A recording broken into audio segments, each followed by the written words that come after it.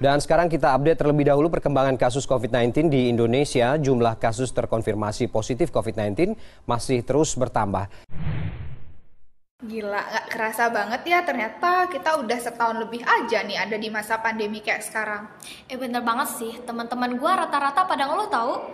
Mereka pada bilang gak ada duit lah, terus kangen kelas offline, plus kebanyakan yang ngeluh gabut. Sama tahu, teman-teman gue juga pada rata-rata ngeluh begituan. Tapi bersyukur banget gak sih karena kita berdua pada ikutan KSR? Ya gue gak bisa bayangin aja ya, gimana gabutnya kita yang diem di rumah tuh cuma makan, tidur, ngulang-ngulangin circle itu secara terus-menerus nih selama setahun tanpa adanya aktivitas apapun. Lu bisa bayangin gak sih gimana gabutnya? Ya, kalau gue sendiri nih ya, bersyukur banget lah bisa ngilangin semua kegabutan gue.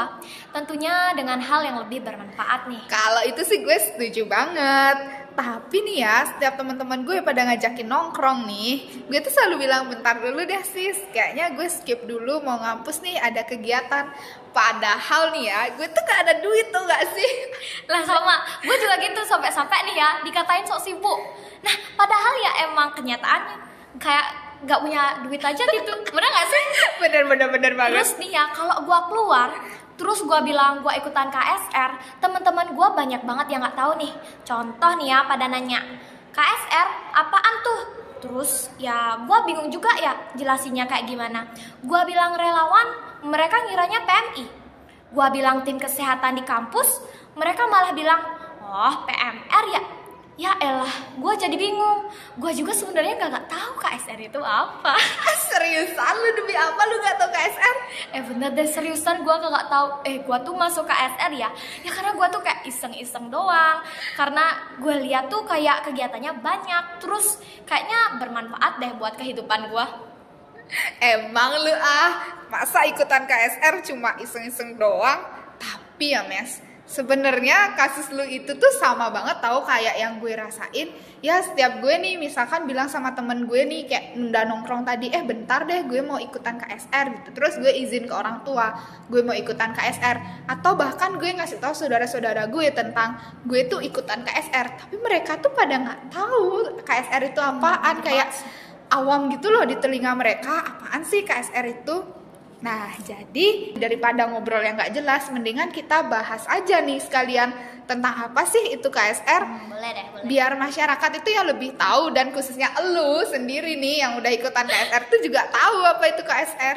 Ya udah sih, nggak usah ngegas. Ayolah kita bahas daripada kita ngobrol nggak jelas kayak gini. Oke, let's go.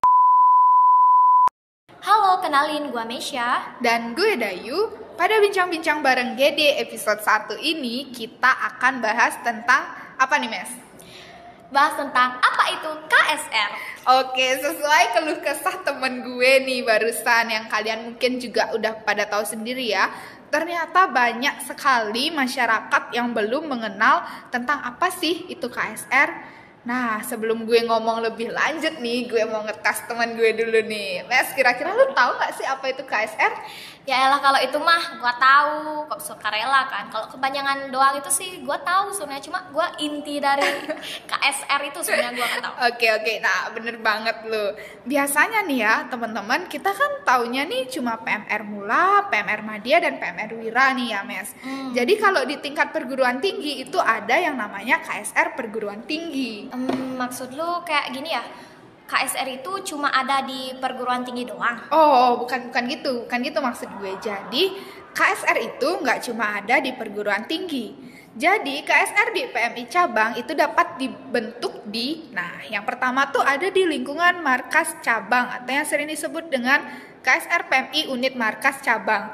Contohnya apa nih? Nah, kita kan di Bali nih ya, berdomisili di Denpasar. Jadi contohnya itu kayak KSR PMI unit markas Kota Denpasar. Lu pasti tahu kan? Tahu, gue sering kesana juga sih. Ya, secara setiap kita kegiatan kan kita pasti juga mengundang atau melibatkan KSR PMI unit markas Kota Denpasar itu sendiri ya. Dan yang kedua itu ada di lingkungan perguruan tinggi atau yang disebut dengan KSR unit perguruan tinggi. Contohnya apa? Contohnya kayak organisasi kita nih Mes. Jadi KSR PMI Ganesha Dharma Universitas Mahasaraswati Denpasar itu adalah KSR di perguruan tinggi. Nah, di luar Bali itu ada, contohnya apa? Contohnya ya seperti KSR PMI Universitas Negeri 11 Maret, ya nggak sih? Terus nih, gue tuh baru tahu ya kalau itu bukan cuma ada di apa tuh? Belum selesai. Gue belum selesai ngomong. Jadi masih ada. Ada. Nah, jadi nih. Sorry motongnya. Lanjut. Oke, yang ketiga itu ada di lingkungan perusahaan atau instansi. Nah, disebutnya itu KSR PMI unit perusahaan atau instansi itu sendiri. Dan yang terakhir nih, jangan buru-buru dong, gue belum selesai ngomong. Dan yang terakhir ini ada di lingkungan masyarakat atau yang disebut dengan KSR PMI unit kelompok masyarakat, kayak gitu. Sumpah ternyata ada banyak ya. Gue sampai motong, gue kira itu cuma dikit loh. Ternyata banyak banget. Nah, gue mau nanya nih, yang ngebedain PMR sama KSR itu kayak cuma di tingkatan sama umurnya aja ya? Oh, bukan itu doang yang ngebedain. Tapi selain perbedaan umur dan tingkatan itu memang ada perbedaan yang signifikan antara KSR dan PMR itu sendiri. Jadi, KSR itu adalah relawan PMI. Sedangkan menurut buku Pedoman Manajemen Relawan tahun 2008 nih yang gue baca, jadi PMR itu di sana dikatakan bukan relawan, melainkan anggota remaja PMI yang dipersiapkan dengan pembentukan karakter yang sedemikian rupa untuk menjadi relawan di masa depan. Jadi itu tuh PMR itu dibentuk untuk jadi relawan di masa depan. Jadi sekarang tuh mereka bukan seorang relawan. Nah, mereka tuh dipersiapkan untuk menjadi relawan di masa depan. Sedangkan KSR itu sendiri sudah merupakan relawan. Kayak gitu. Jadi kayak contoh nih ya, kalau terjadi bencana atau konflik, nah berarti KSR itu bisa langsung terjun ke bencana atas instruksi PMI gitu. Terus sedangkan kalau PMR belum bisa dong terjun ke bencana. Benar nggak sih? Bener, tepat banget sih yang lu contohkan itu ya. Tumben-tumbenan banget nih otak lu tuh cepet ya nangkepnya. Nah, jadi nih selain alasan di atas, KSR juga sudah terlisensi sebagai orang awam terlatih. Yang maksudnya nih, saat lu mau nolongin orang nih lu itu harus ingat bahwa lu itu bukan dokter atau tim medis yang bisa nyembuhin korban. Dalam hal ini lu orang awam ya. Tapi lu bisa nolongin korban dengan memberikan pertolongan pertama untuk menghindarkan kecacatan, atau yang bahkan lebih parahnya lagi nyawa korbannya itu. Jadi lu bisa nolong karena lu sudah terlatih. Nah, maka dari itu sebelum lu dapetin latihan dan pendidikan dasar, lu itu nggak akan resmi jadi anggota KSR. Ya sih, gue sebelum dilantik juga udah ngalamin masa-masa diklat. Nah, jadi gimana tuh diklat lu? Mantep nggak? Gila deh, mantep. Gue tuh rasanya udah kayak mau meninggoy gitu. Sampai nih ya, gue terngiang-ngiang satu lagu nih pas gue lagi diklat. Apaan tuh? Ini nih, jadi kita kan waktu itu ya dikasih yel-yel. Terus pokoknya itu liriknya kayak gini. Kayak gimana ya? Ntar dulu gue inget-inget. Mau makan jalan jongkok, habis makan lompat kodok, dicaci, dimaki, dan dibentak-bentak. Nah, itu lu juga ingat. Nah, kalau itu sih gue gak bakal bisa lupain ya. Kayak relate banget gak sih sama kehidupan kita pas diklat? Yaps, kalau diinget-inget nih ya, muka cemong gua pas diklat, aduh, dah lah. Tapi gua bener-bener baru pertama kali ngikutin pelatihan kayak gini. Dan dari awalnya kayak manja-manja gitu. Nah, gue merasa di sini benar-benar gak ada yang namanya peloncoan atau ajang balas dendam. Di sini itu kita benar-benar ditempa sama senior-senior kita ya untuk benar-benar nyiapin mental, fisik, dan skill kita sebagai seorang relawan. Nah, bener banget tuh. Selama pelatihan kan kita juga diajari mengenai hal-hal yang berhubungan dengan pertolongan pertama ya. Contohnya tuh ya kayak penilaian, pembidaian, pembalutan, dan juga BHDRJP. Nah, gak cuma itu deh. Apalagi gak cuma tentang pertolongan pertama nih ya, tapi di sana kita juga diajarin tentang shelter, terus logistik, asesmen, distribusi, pokoknya banyak deh. Ya, bener banget. Gue juga baru inget tuh. Nah, dari diklat itu gue sebenarnya juga jadi paham ya, gimana relawan itu ketika terjun ke bencana. Harus nahan haus, harus nahan lapar. Tapi nih fisik kita itu dituntut harus tetap kuat walaupun kita haus dan lapar. Karena apa? Karena di sana kita akan mengevakuasi korban. Selain itu, selain fisik nih, mental kita tuh sebenarnya juga mental seorang relawan itu dituntut untuk harus kuat. Lu bayangin aja nih, relawan terjun ketika bencana terjadi gitu, sudah selesai terjadi. Nah, mereka tuh ngelihat korban yang ada yang berlumuran darah seperti itu, terus ada yang patah, ada yang masih syok, banyak korban yang masih syok. Jadi kan mental mereka itu harus kuat ya kayak gitu. Jadi benar-benar di sini fisik dan mental kita itu digenjot ya, Mes. Kita sendiri juga ya harus kuat mental nih. Bener. Nah, gue mau lurusin juga nih, biar enggak pada salah kaprah. Gimana tuh? Jadi KSR itu bukan relawan yang nolongin orang pas terjadi bencana aja. Tapi anggota KSR juga bisa ditugaskan menjadi tim medis pada kegiatan-kegiatan universitas nih. Nah, KSR juga bisa nolongin orang kecelakaan. Tapi pas kalian nolong itu harus ingat ya, harus menggunakan APD dan identitas. Yaps, bener banget. Sebenarnya itu tentang etika kita menolong, dan kaidah-kaidah kita dalam menolong itu udah lengkap banget ya kita dapetin waktu kita melaksanakan pendidikan serta latihan dasar itu atau diklat itu sendiri. Kalau kita mungkin jabarin sekarang itu pasti podcast kita bakalan panjang banget ya, Mes.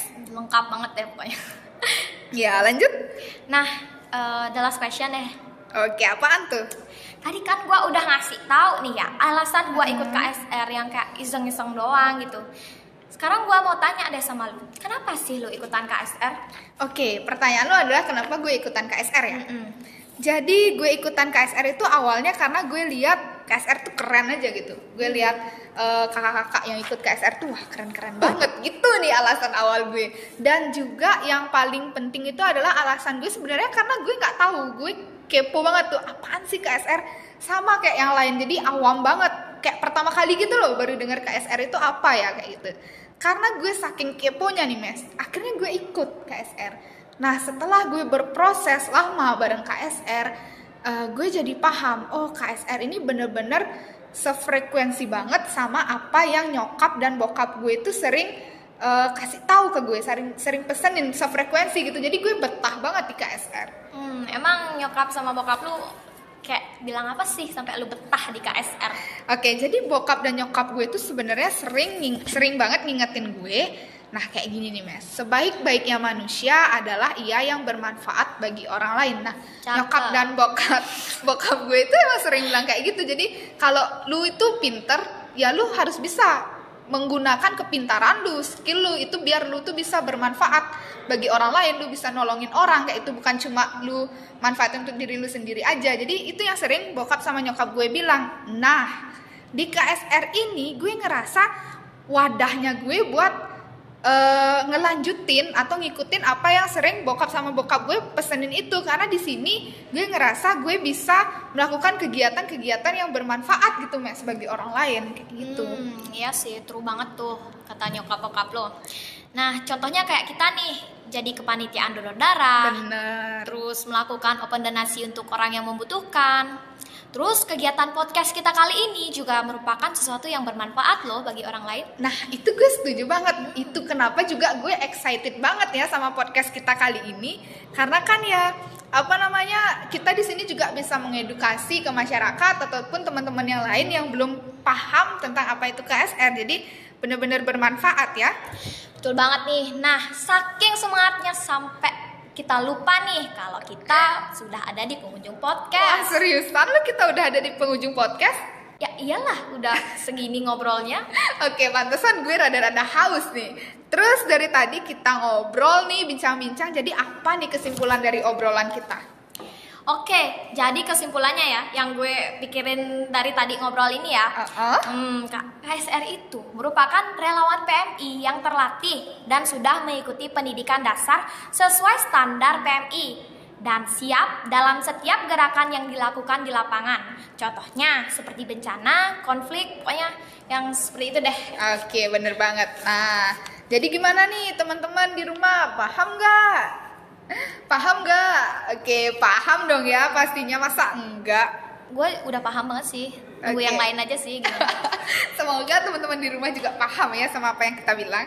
Segitu dulu ya teman-teman bincang-bincang bareng GD kali ini. Semoga situasi pandemi ini tidak mematahkan Mematahkan. semangat Oke. generasi muda untuk terus berkarya.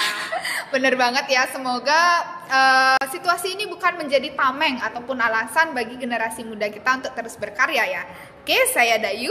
Dan saya Mesya, pamit undur diri. Sampai jumpa di Bincang-Bincang bareng Gede episode berikutnya.